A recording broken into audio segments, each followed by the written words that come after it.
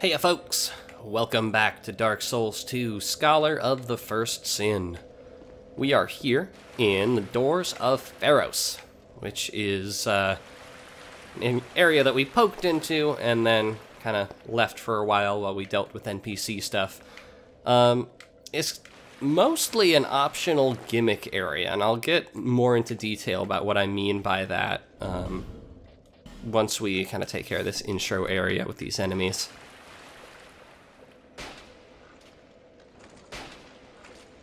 It's an area to be honest, I don't like very much. I don't think it's a very good area. I see what they're going for. I don't think it works. I do not care for it. So the first annoying thing is that on the ground floor here, we have waist-deep water, which impedes our movement, makes it harder to navigate around enemies, makes combat a little bit more of a pain. Luckily, that isn't a prominent aspect of the area too much. It starts off this way, but then it transitions out of it. Let's check those gloves. Whoop. Here we go. Warrior gloves of the nomadic Gurm. Excellent poise and defense, but very heavy. Most of the Gurm descendants refused contact with any outsiders and live with a sense of deep contempt for those who exiled them. So we know from the Gurm armor, I believe, that they were deemed impure by the humans and exiled underground. Now we know that the Gurms didn't take well to that and kind of perpetuated their own exile because people who exiled them are jerks. Why would we want to hang out with them? Which, I mean, like, valid, I guess, yeah. You know, you're not gonna repair any bridges that way, but if you're happier that way, you do you. Anyway. Now, on to the topic of what kind of gimmick area this is. It becomes a little more clear in this section. Ow! Hey there. That guy's a dick. Don't let him get on your bad side. Because he can toxic you.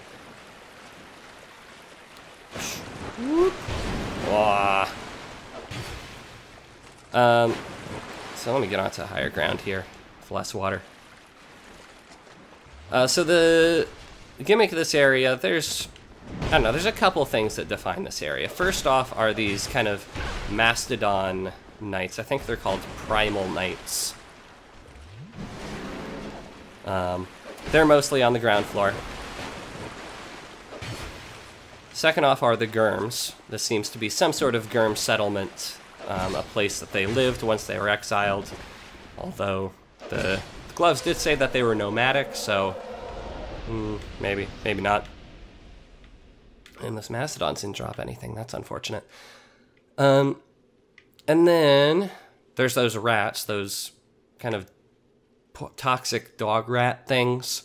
We'll get to know more about them later in the area.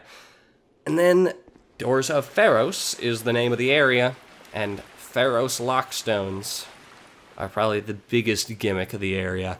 There are tons of them. Multiple dozens of lockstone contraptions that all have unique results. And here's the most amazing part. One of them is worth opening. And it's this one.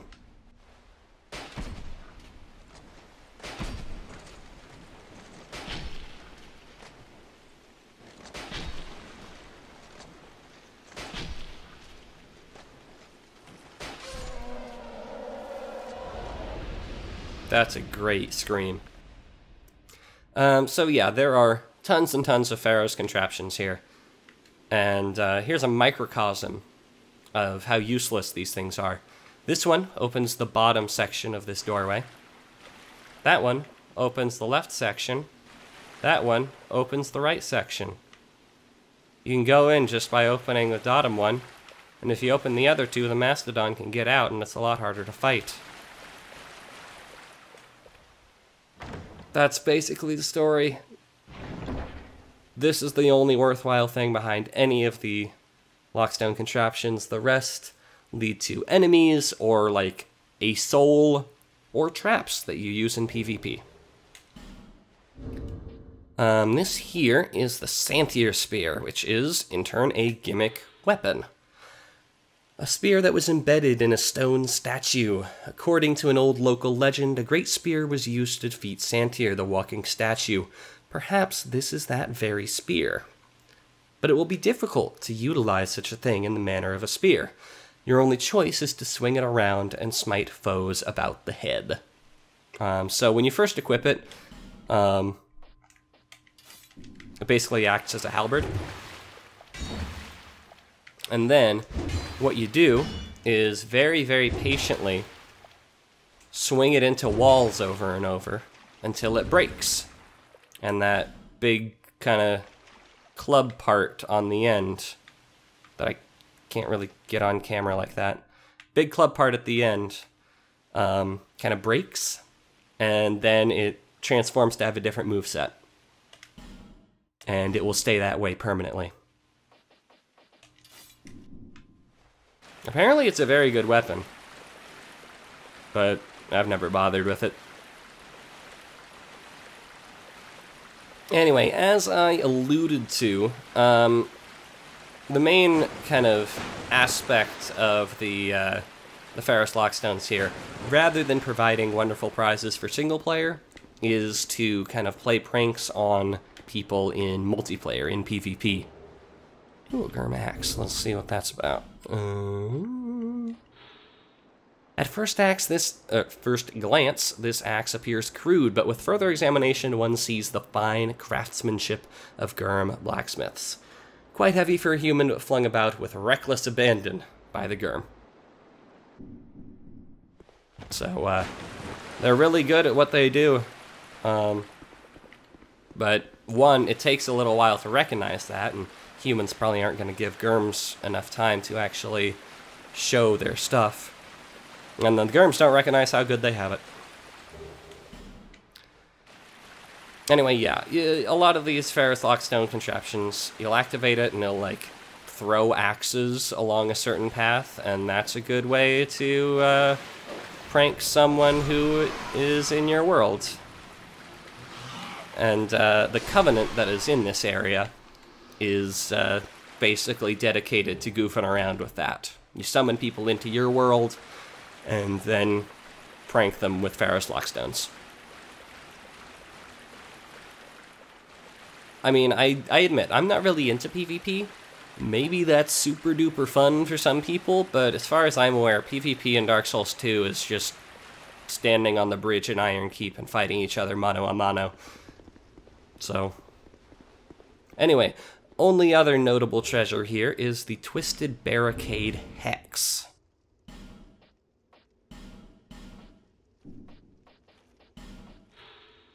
Hexer Gillian never took an apprentice, making it unclear how his spells were passed down. It is even possible that hexes came from another source entirely. So it's a spell deflection spell. Also, I can totally hear my voice getting hoarse here. And I haven't even got to the boss that makes me yell.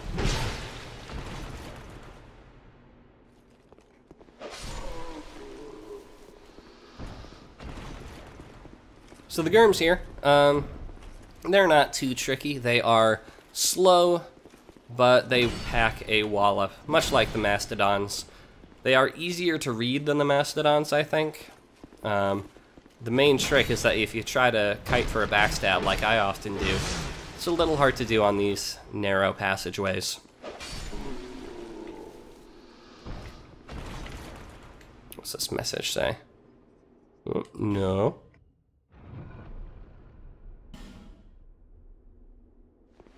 Yeah, whatever. So, I mean, there are a couple... Hi there, Spiked Wall. There are a couple Pharros Lockstone contraptions that do have actual prizes behind them. It's just that the prizes aren't really worthwhile. Most of them are just a soul or something. So it's not really worth it unless you have a lot of Pharros Lockstones to spare.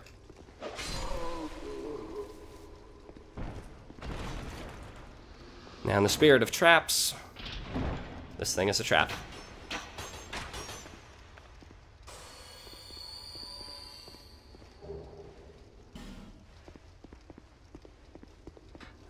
So let's get to the whole lore aspect of why are there so many Pharros lockstones here? And so there are a couple possibilities, or Pharros lockstone contraptions, whatever. I mean, most immediate, straightforward thing is that Pharros himself, the vagabond who created these contraptions, hung out here a lot. Perhaps in his travels he encountered these Gurms and was like, hey, you know, you're not actually too bad. What if I gave you all these contraptions with which to dick people over? Because you don't seem to like humans very much.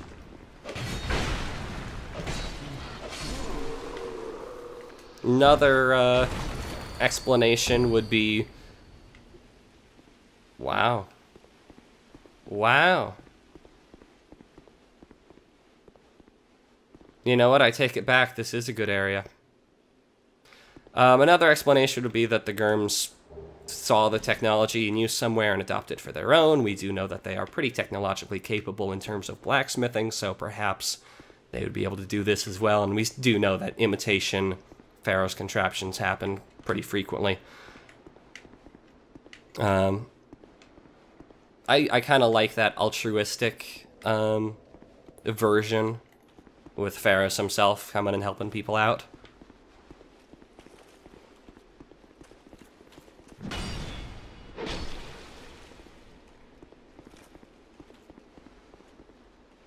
You know, these Gurms might not actually be like hollow or anything. They might just be like, ah, a human. Humans are jerks. Let's kill them. Alright, have we cleared out this loop? I think we have. Yes.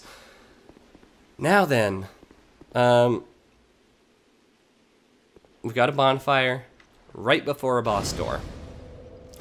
That's usually a bad sign. That's usually a sign that the boss sucks, and the developers know it. And they're like, okay, here's a checkpoint. So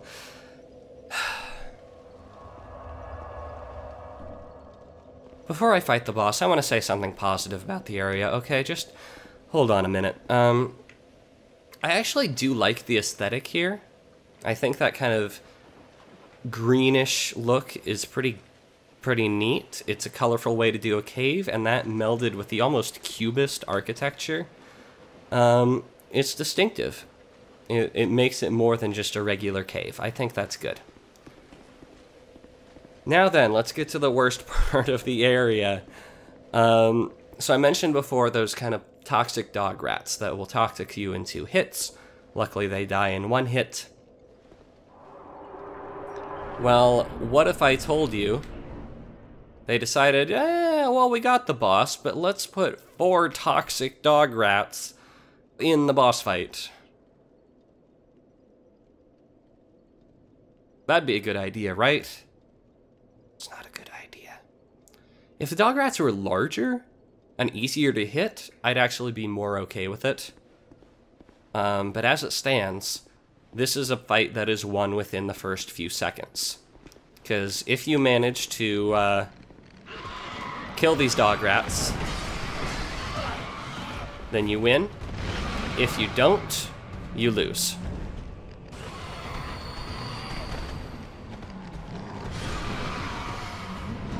Now, small mercy, the Royal Rat Authority, the boss, can hurt the rats using the swiping attacks there.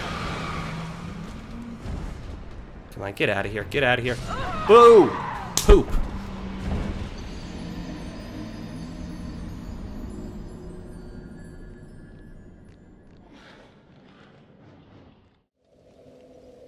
So normally when I'm doing this series, if I die to a boss or any situation other than like a hacking invader, like in Huntsman's Cops, I will restart the recording and just redo the area from the beginning so that everything's nice and clean and uninterrupted. I'm not gonna do this for this boss. Doesn't deserve it. I don't like this boss. I don't like this area.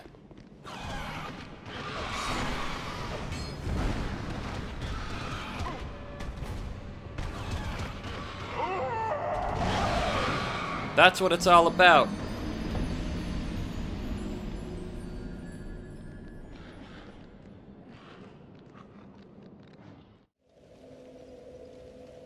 So here is what I'm going to try on this attempt.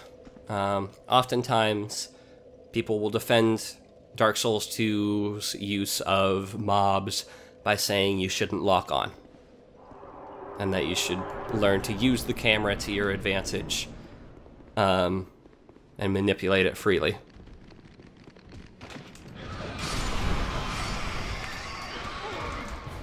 That seems to have worked here. Seems to have worked all right here.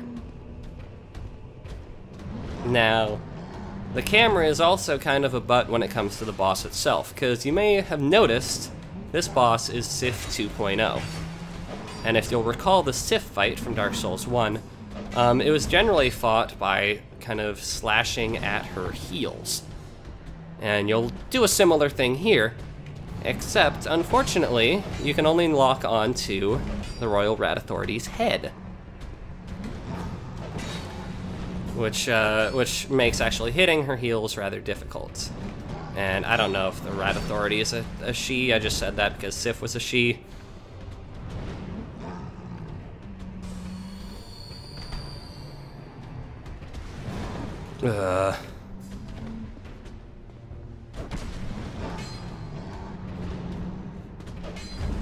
Now, the thing about not locking on is that judging distance becomes a lot more difficult.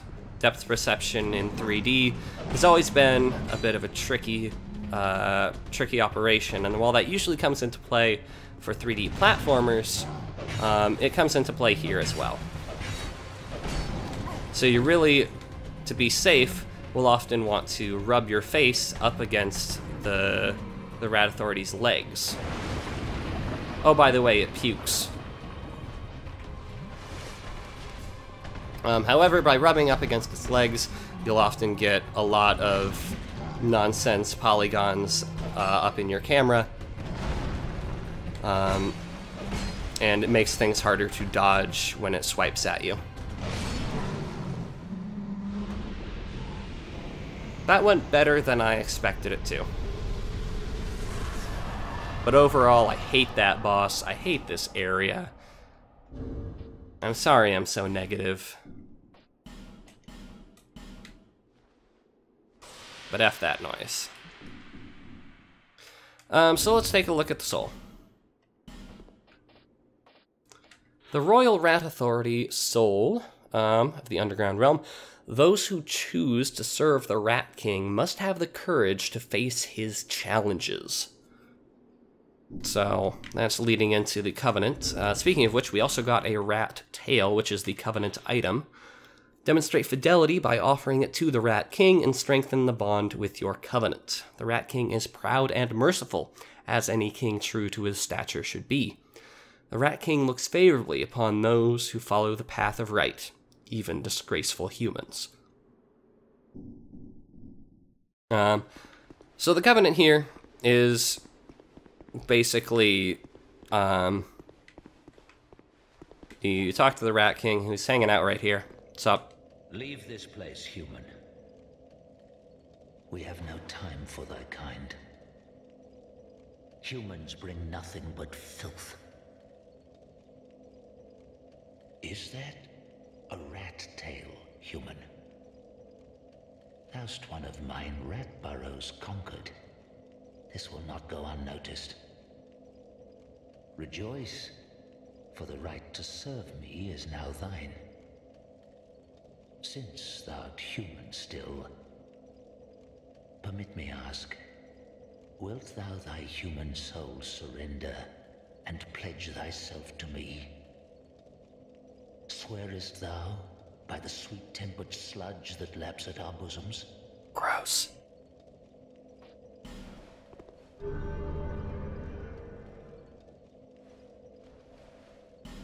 hast the eyes of one who perceiveth true beauty. Human, thou mayst serve. Take this ring. It was forged by a human who was once among us. The ring draws to thee those who would defile our burrow. Wear the ring whenever thou art near, and destroy those who would dare provoke our ire. I will grant unto thee all thou shouldst so desire. I prithee serve with a true rat's honor. So yeah, put on the crest of the rat, and you will summon people into your world as long as you are in the Doors of Pharros. Kill them to get a rat tail to offer to the Rat King. If you receive this ring, rejoice in the opportunity to demonstrate your allegiance to an eminently noble being. I mean, he's a chill dude. He's pretty cool, I guess. Speak thy mind, servant. So what does he have to offer? Acid, poop, poison resist, bleed resist, petrify resist. Nothing I really need. My servant, tell me the way of things. There has been much honor in thy service, despite the human blood coursing thy veins. I am merciful, and trust in thee as I would any rat. The insolent fools line up to trample upon our burrows. My servant, dispatch these invaders, and thy reward will be handsome indeed. Knowest thee of the lockstones, those odd contraptions fashioned by human hand long ago? Thou art human, and thence able. I know thy kind, base plotters and schemers all. Put these contraptions to thy employ against thy foe. My servant, there I am. My servant, do not disappoint me. So one little neat note, he's kind of living inside of a lockstone contraption that has been worn down or maybe even chewed into. It's a neat little environmental touch. Anywho, whoop. We are actually back in this entry room here.